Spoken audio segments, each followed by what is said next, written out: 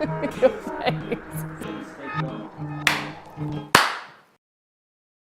When we first got the project in, I went up to the team and discussed the scope of work, which was already immense to begin with. And I said, well, look, we know how the characters act, we know what they're supposed to be, but do you guys want to make it better? And everybody said, well, of course, we need to make them better. And I told them, well, you know, we have about 8 weeks to do it, and they all wanted to kill me at that point. Okay.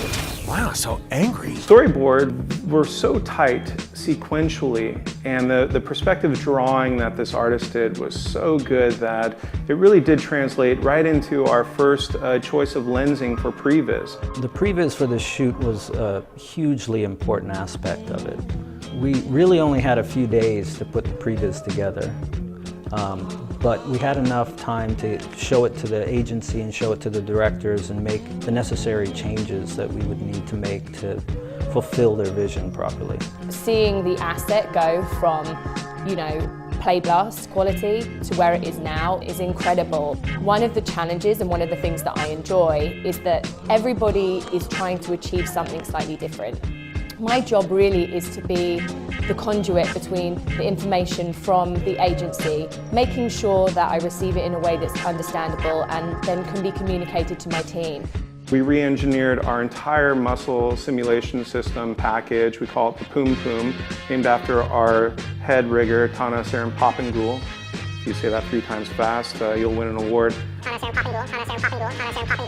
And he was amazing, leading a team of our riggers to essentially redefine the musculature system that's inside the Hulk and the simulation process. That gave us very fast feedback and allowed us to produce the best looking Hulk that we've ever produced. One of the biggest challenges we had in filming this scene was Ant-Man and Ant-Man's size. He's basically a ½ inch tall. So we have to get the camera really low to the ground on some shots. And so what we did was we got it as close as we could to the ground, and then on a few shots we had to digitally recreate the ground and bring it up a little bit so it looked like the camera was a lot lower to the ground than what it was. Well, the Hulk is the Hulk, right? It doesn't get any better than that. He's pure muscle, he's strong, he destroys everything that's in his path. For an animator, that's a dream, you know, when you don't have to stop, you just go right through the wall. Well, for the Hulk, I think the poses are key. They need to be strong. There's one frame that catches an eye, that the audience catches of a weak pose, you lose the Hulk. So he needs to stay strong throughout the entire sequence.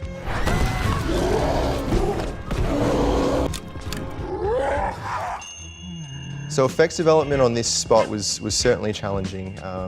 So it was paramount that we really got in early, you know, to the point where effects was developing from scratch in parallel with all the other departments, which may sound insane, but you know, we wanted to do this justice. We wanted every iteration to be labored over. We wanted every layer to be, you know, nailed down. You need to know what you're up against. So we don't have disparate groups working on different, like a features group or a commercials group. We have one unified group working on it.